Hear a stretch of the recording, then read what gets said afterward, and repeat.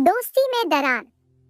अकबर बादशाह के एक शहजादे की शहर के एक प्रतिष्ठित साहूकार के लड़के से घनिष्ठ मित्रता थी।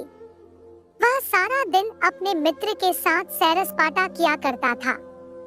दोनों कोई कामधाम नहीं करते थे, इसीलिए अकबर बादशाह तथा साहूकार को यह मित्रता पसंद नहीं थी।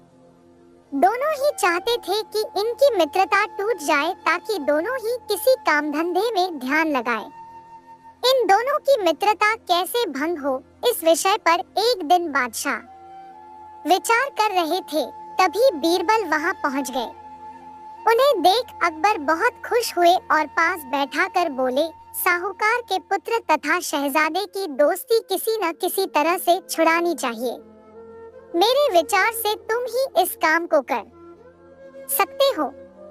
महाराज की समस्या की गंभीरता को समझकर बीरबल बोले, जहांपना, हुक्म जारी कीजिए कि आज शहजादा तथा साहूकार पुत्र दोनों एक साथ दरबार में उपस्थित हो।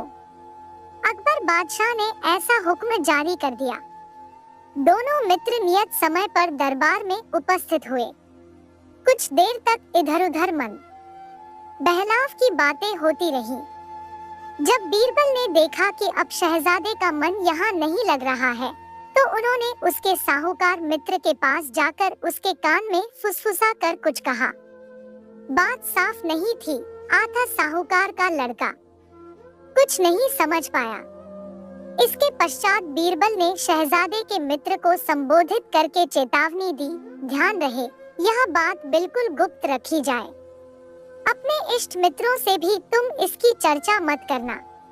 बीरबल की इस चेतावनी को सभी उपस्थित लोगों ने सुना। इसके बाद दरबार दूसरे दिन के लिए उठ गया। दरबार से बाहर निकलने के पश्चात शहजादे ने मित्र से पूछा, बीरबल ने तुम्हारे कान में क्या कहा था? साहूकार पुत्र शहजादे को कुछ नहीं बता सका। आखिर कोई बात बीरबल कहते या वह समझता तो बताता भी। इससे शहजादे को कुछ शंका उत्पन्न हुई। वह बोला, मित्र, आज तुमने यह नया तरीका खूब अपनाया है। नहीं दोस्त, बिल्कुल नहीं।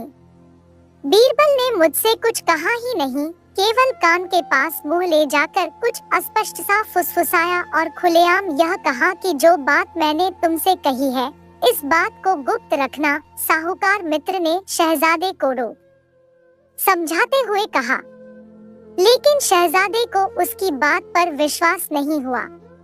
उसने सोचा, उसका मित्र सब कुछ जानते हुए भी बता नहीं रहा है। शहजादे के दिल में संशय पैदा हो गया। धीरे धीरे दोनों के दिलों में एक दूसरे के प्रति अविश्वास का गहरा पर्दा खिंच गया। दोनों की घनिष्ठ मित्रता आखिर भंग हो गई। फिर हमेशा के लिए दोनों मित्रों का मन एक दूसरे से हट गया। वे अपने अपने कामकाज देखने लगे। साहूकार को भी बड़ी खुशी हुई।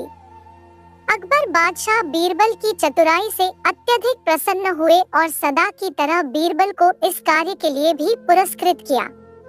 अगर चैनल पर पहली बार विजिट किया है, तो चैनल को सब्सक्राइब कर दीजिएगा ताकि आपको ऐसी ही कहानी मिलती रहे। वीडियो को लाइक, शेयर एंड सब्सक्राइब जरूर कर दीजिएगा। धन्यवाद पूरी वीडियो देखने के लिए।